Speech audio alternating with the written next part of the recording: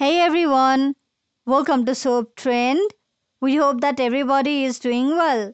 We have some exciting news to share with you all in today's video, and that's about our favorite TV series Heartland. In this episode, we present you the small review of Heartland Season 15, Episode 3, Bad Moon Rising. This episode marked a new plot in the Heartland universe.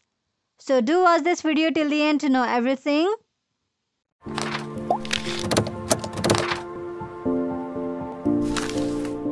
When the third episode started, we saw Amy drive to Cooper's horse therapy center.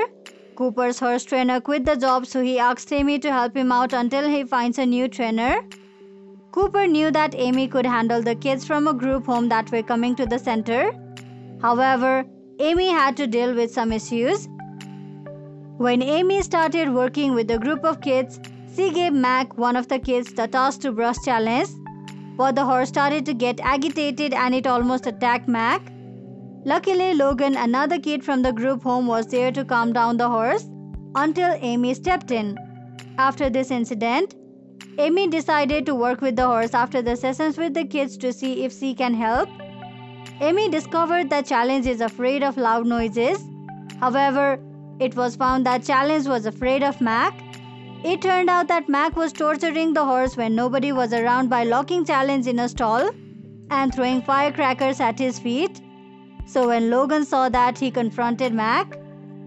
In this episode, Amy noticed how Logan seemed to be a natural with horses when he saved Mac from Challenge, and then he was able to tell when the horse was agitated or calm. So when Logan asked about how Amy was able to gentle Challenge, she decided to show him. With Cooper's permission, Amy picked up Logan before the group session and took him to see the wild horse he agreed to gentle for Jessica in the last episode.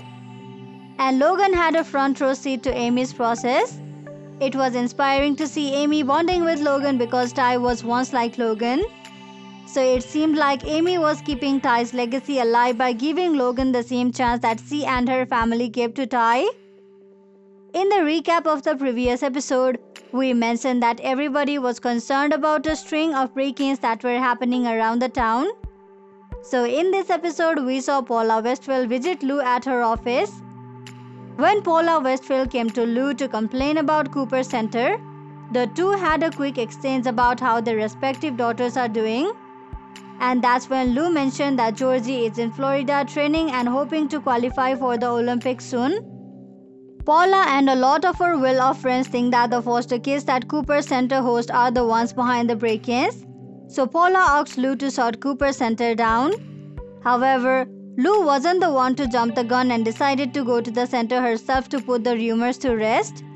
But while she went there, she discovered another issue with the center that could lead to its demise.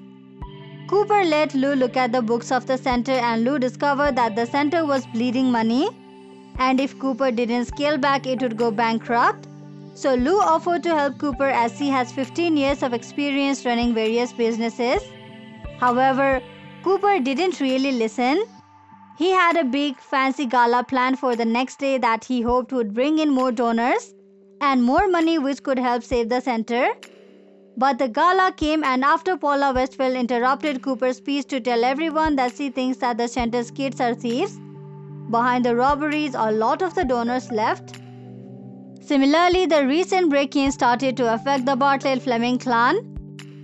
Lindy wasn't sleeping well and she asked if the thieves could come to Heartland too. So Lisa decided to do something about it and buy a new security system for the Heartland ranch. Jack, being a proud man, declined Lisa's offer to get someone to install the high-tech security system and chose to install it all by himself, which led to more problems. First, the raccoon triggered the motion sensor cameras outside the barn.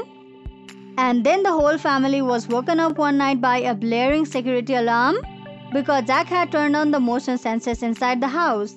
And Lindy tripped them by getting some water in the kitchen in the middle of the night. So the family was really on the edge due to the break-ins and all the false alarms. And then the whole family attended Cooper's gala. Jack started to get alerts.